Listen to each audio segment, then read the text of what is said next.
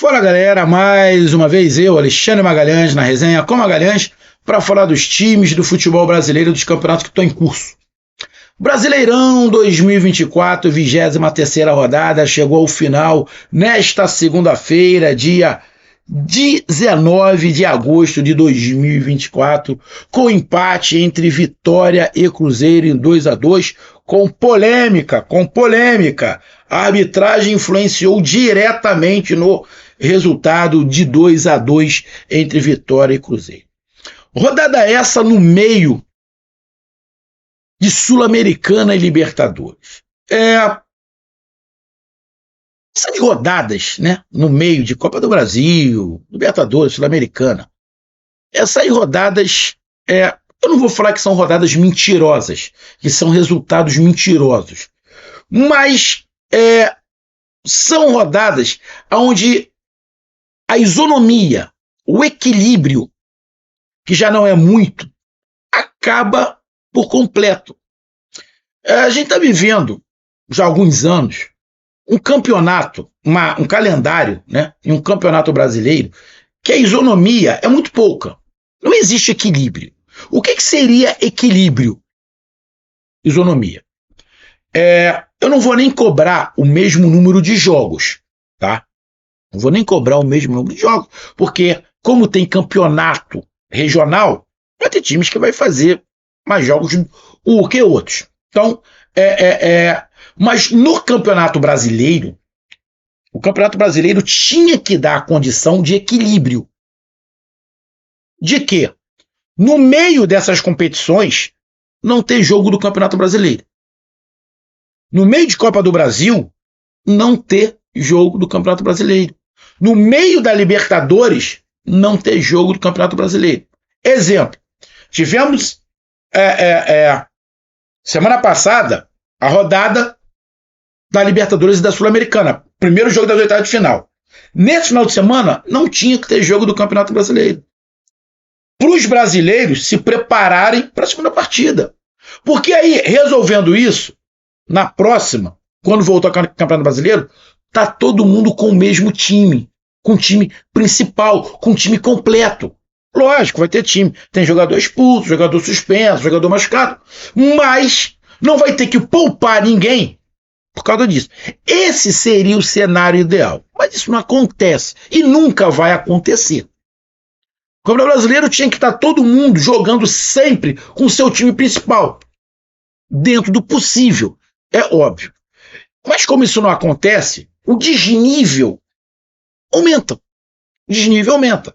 Então você vai ter resultados que talvez todo mundo na mesma plataforma não teria.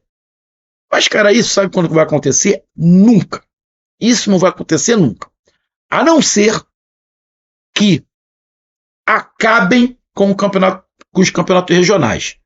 Mas aí eu também sou contra acabar com os campeonatos regionais. Mas acho que os campeonatos regionais poderiam ter um outro formato. Os campeonatos regionais poderiam ter um outro formato. Aonde tivesse um calendário, um espaço maior para o Campeonato Brasileiro. Desse uma prioridade mais ao Campeonato Brasileiro em relação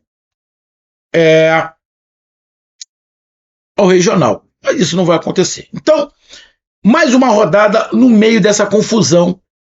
Rodada passada teve Libertadores, na anterior, né, Copa do Brasil. E vai esse rolo compressor. Aí tem times que se dão melhor, outros se dão pior, perdem mais jogador, outros. Ou seja, tira a isonomia. O que eu estou falando é de isonomia. Tá?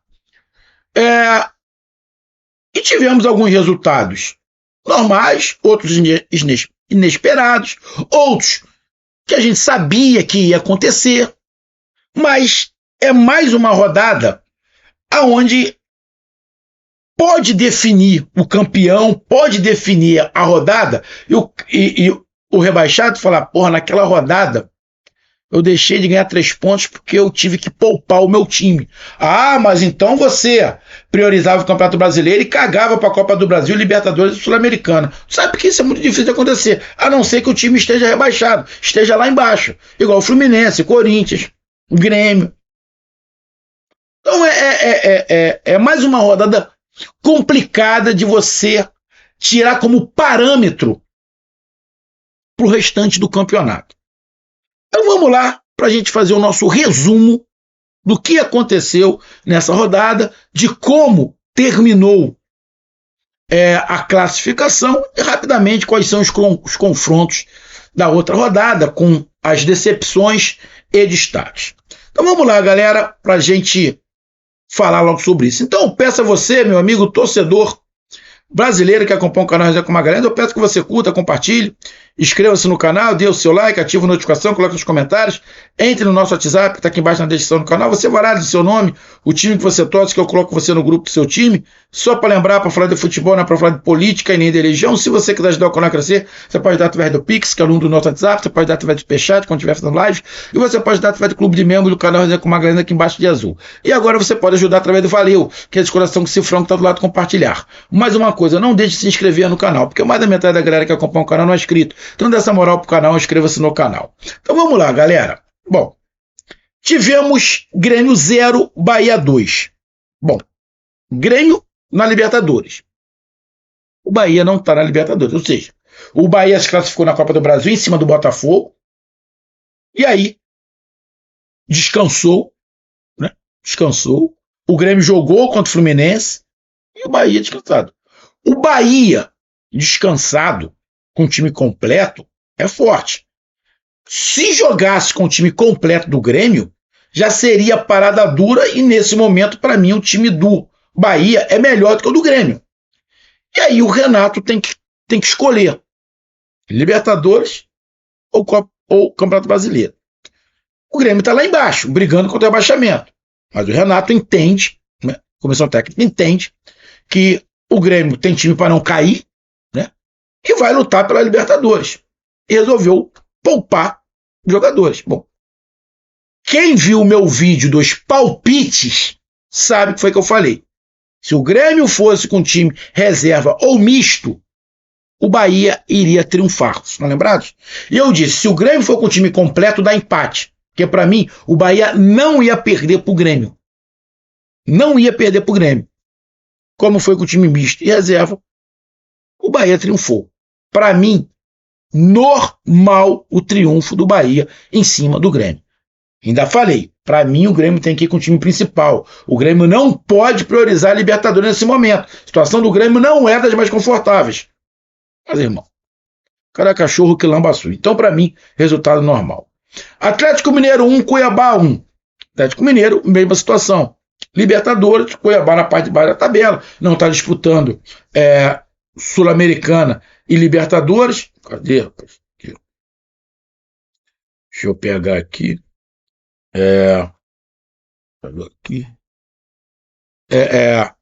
Não está disputando Sul-Americana e nem Libertadores, e aí consegue tirar um empate do Atlético Mineiro. Atlético Mineiro também poupando alguns jogadores, tem um jogo complicado de volta, conseguiu empatar fora de casa, joga em casa, mas também optou. Tudo bem, o Atlético Mineiro está oscilando, mesmo com o time completo, tá? Mas se o Galo está com o time completo, a probabilidade de vitória do Galo seria maior. Então é mais um jogo aonde essa situação de Libertadores e Sul-Americana interfere, tira a igualdade. 1-1. Pelas circunstâncias, na minha opinião, placar normal. Bragantino 1, Fortaleza 2. Nesse caso, não. Porque os dois estão na Sul-Americana. O Bragantino perdeu a primeira para o Corinthians, tem que jogar agora mando de campo do Corinthians. E o Fortaleza empatou fora de casa, mas está os dois na Sul-Americana. Então os dois mexeram nos times. O Fortaleza, obviamente, já está mais acostumado com isso. E o momento do Fortaleza é muito melhor. O Fortaleza terminou sábado como líder do Campeonato Brasileiro. Campeonato Brasileiro. Então foi o resultado de 2-1 do Fortaleza, porque o Fortaleza foi melhor, jogou mais que o Bragantino. E aí, com esse resultado, né, o Fortaleza se tornou o líder. Isso é a sua opinião minha, cara. Cada um tem um ponto de vista, tá? Eu sempre falei algumas coisas e eu tô repetindo para depois não falar que eu só estou falando isso por motivo A, motivo B. Para mim, Campeonato Brasileiro, você tem que tirar a emoção e ser prático. Ser resultadista. A emoção fica para a torcida. Tá? Mas eu acho que até a torcida, em alguns momentos, tem que analisar a coisa mais friamente para não virar meme. Vamos lá. Nada contra. É só opinião minha. O Fortaleza ganhou e se tornou líder. Mas a festa que foi feita dentro do vestiário era de título. Bom, e qual foi o título que o Fortaleza ganhou? Título de se tornar líder do Campeonato Brasileiro? Lógico, para o Nordeste é muito importante você assumir uma liderança, mesmo que seja faltando jogos igual foi. É muito importante para o Nordeste estar brigando por título brasileiro. Espetacular. Mas eu acho que a comemoração tem que ser dentro de um certo limite, para depois não virar meme. Porque o que aconteceu? Fortaleza comemorou, saiu em tudo quanto é local, no dia seguinte perdeu a liderança. Mas o que é ser líder na 23ª rodada? Eu vou falar o que eu falei no jogo do Fortaleza. Porra nenhuma. O Atlético Paranaense já foi líder. O Flamengo já foi líder durante uma porrada de rodada. O que significou o Flamengo ser líder durante aquele monte de rodada? Nada, porque hoje o Flamengo é o quarto. Na minha opinião, o que vai influenciar você ser líder é a partir da 30ª rodada. Você está lá em cima, legal. O Fortaleza é o segundo colocado, tá no bolo. O que muda o Fortaleza ser o primeiro ou o segundo? Nada.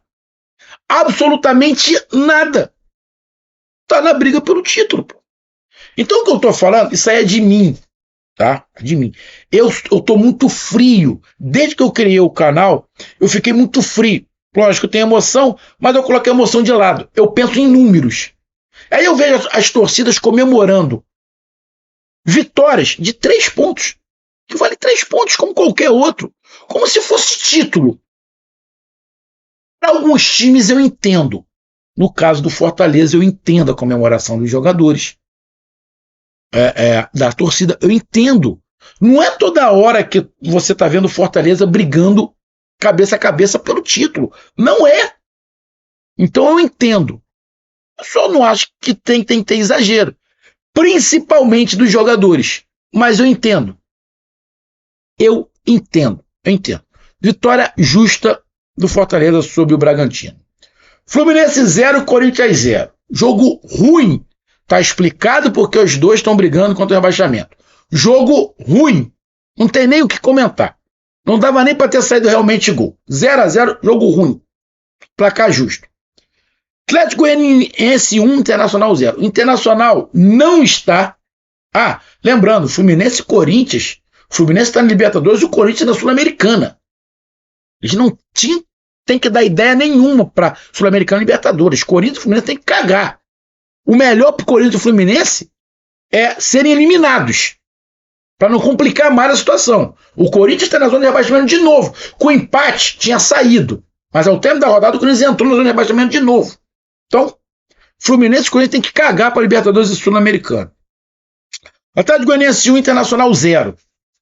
Cara, o Internacional era um caso que parece que a tragédia afetou bastante o Internacional. O Internacional fez contratações grandiosas, montou um elenco maneiro que a gente imaginava, vai brigar por tudo. Na Copa do Brasil foi pro saco, Sul-Americana foi pro saco, só no Campeonato Brasileiro, e não consegue engrenar, irmão. Não consegue engrenar. O Internacional perdeu para o Atlético Goianiense, que é o último colocado. O último colocado. Vinha não sei quantos jogos sem ganhar. A situação do Inter. Lógico, o Internacional tem 5, 4 jogos atrasados. Mas, irmão, tem jogos difíceis. Tem jogo contra o Cruzeiro atrasado. Tem jogo contra o Flamengo atrasado. Tem jogos complicados. Então, cara, é um resultado que me chamou a atenção, essa derrota do Internacional para o Atlético Goianiense. Criciúma 2, Vasco da Gama 2. Nenhum dos dois estão em Sul-Americana, nada. O Vasco da Gama passou, né, na Copa do Brasil, mas Sul-Americana não está. E Criciúma e Vasco da Gama empataram em 2-2. Resultado ruim para os dois, mas pior para o Criciúma. Né? Pior para o Criciúma, diante estava jogando em casa e está abaixo do Vasco na tabela. Mas um resultado ali que também não me chama a atenção. Não. Para mim, esse empate de 2-2 no resultado normal. Palmeiras 2, São Paulo 1. Jogo de dois times que estão na Libertadores. O São Paulo empatou a primeira fora de casa. Vai jogar contra o Nacional em casa. E o Palmeiras perdeu a primeira para o Botafogo fora de casa e vai decidir em casa. Foram lá o São Paulo com um time um pouco mais... Não, o Palmeiras com um time um pouco mais titular que o São Paulo. São Paulo poupou bastante jogadores no jogo que a porradaria comeu no final do jogo. Luciano fez um gol, tomou um cartão amarelo porque mandou a torcida ficar quieta, que eu acho uma grande babaquice isso. Dá cartão amarelo porque ele mandou a torcida ficar quieta. Acho uma grande babaquice. E aí tomou um segundo cartão amarelo, foi expulso, depois o Palmeiras conseguiu virar o jogo.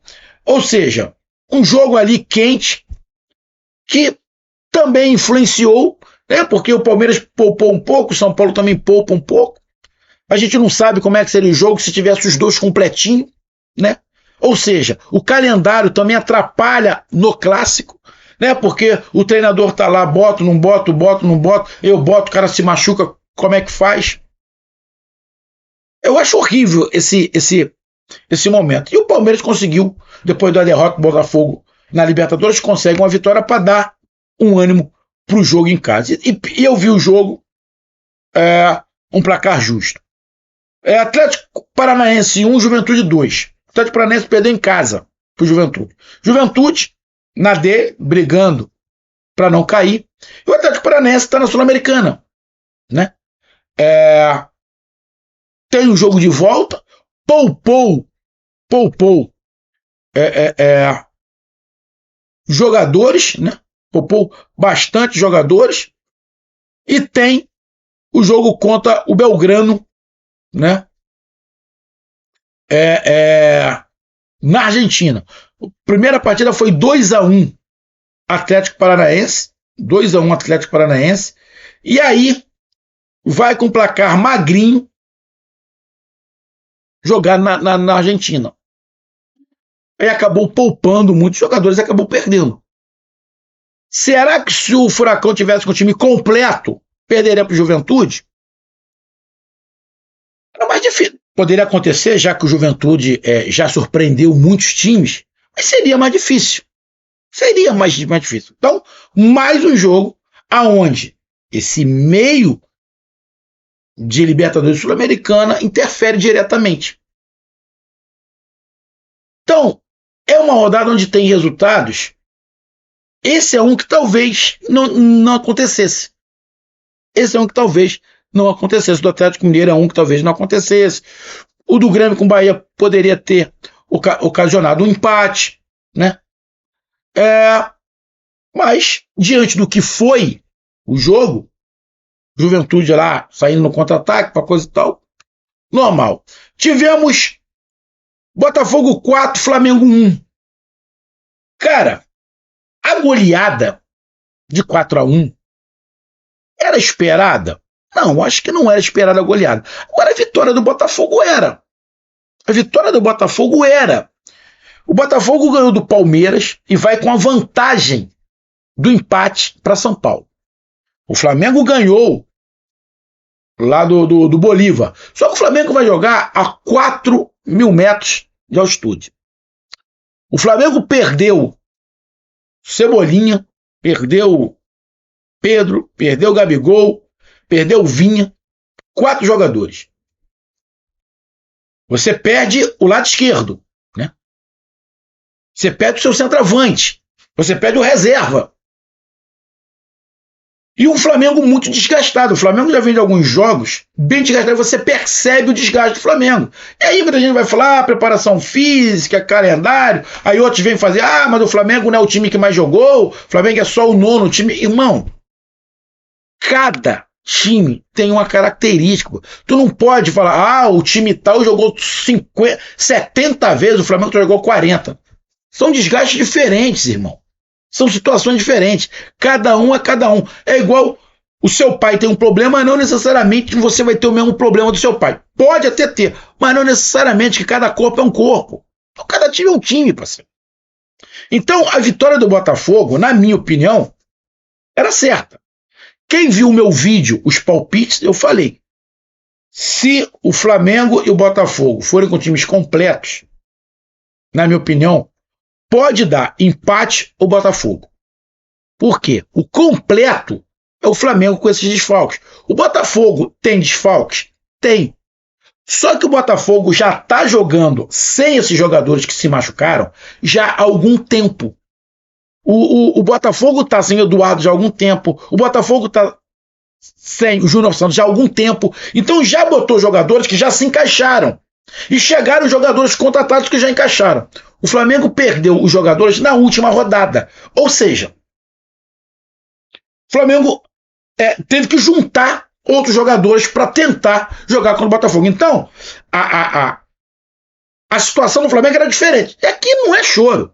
Também se você achar que é choro, foda-se. Eu não tô nem aí, é só realidade. E eu disse nos palpites, olha só, o Flamengo não ganha do Botafogo. O resultado pro Flamengo bom vai se conseguir o empate.